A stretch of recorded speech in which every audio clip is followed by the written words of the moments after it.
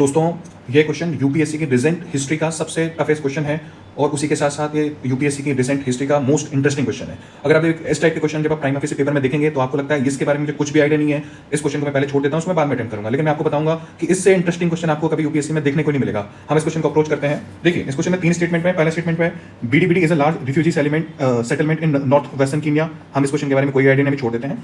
Second option है some people who fled from South Sudan civil war live in Bidibidi. And third option देखिए some people who fled from civil war in Somalia live in Dadaab refugee complex in Kenya. देखिए यहाँ पे जो word use हुए हैं, यहाँ पे हुआ है सम पीपल। उनका कहना है कि कुछ लोग यहाँ से फ्लेड होकर इस बीडीबीडी वाले में कैंप में रहते हैं और यहाँ लोग कुछ लोग सिविल वॉर सोमालिया से जाके यहाँ पे दादाब रिफ्यूजी कॉम्प्लेक्स में रहते हैं। देखिए अब आपको आइडिया होगा कि जो रिफ्यूजी कॉम्प्लेक्स होते हैं वो कितने कॉम्प्लेक्स होते हैं, वहाँ पर कौन रहता है, इसके बारे में किसी को भी जानकारी नहीं होती। यहाँ पे किस टाइप के लोग रहने हैं उसका आइडेंटिफिकेशन करना थोड़ा मुश्किल होता है। देखिए तो यहाँ पे लिखा है सम पीपल। देखिए अगर सम में अगर दो लोग भी साउथ सुडान के जाके बीडीबीडी में मिल गए तो स्टेटमेंट राइट हो जाएगा।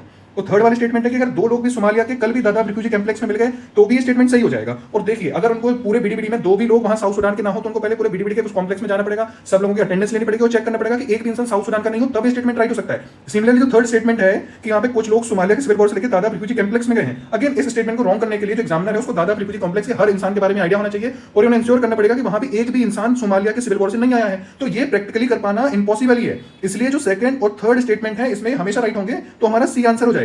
और आप ब्यूटी देखिए इस क्वेश्चन की कि यूपीएससी ने 1, 2 और 3 का ऑप्शन ही नहीं दिया है, क्योंकि ये क्वेश्चन आपके नॉलेज चेक के लिए था ही नहीं। ये क्वेश्चन था लॉजिकल रीजनिंग का कि यूपीएससी को पता था कि आपको फर्स्ट नहीं पता है तो कोई बात नहीं, अब सेकंड और थर्ड से आंसर को निकाल लीजिए। बस आप ये पता कर लीजिए कि आप इतना लॉजिकल रीजनिंग आपके पास है कि नहीं है। हमारी कोशिश यही है कि हम आपको कॉम्प्लेक्स से कॉम्प्लेक्स के क्वेश्चन को कैसे हम आपको सिंप्लीफाई कर तरीके से समझा सकें।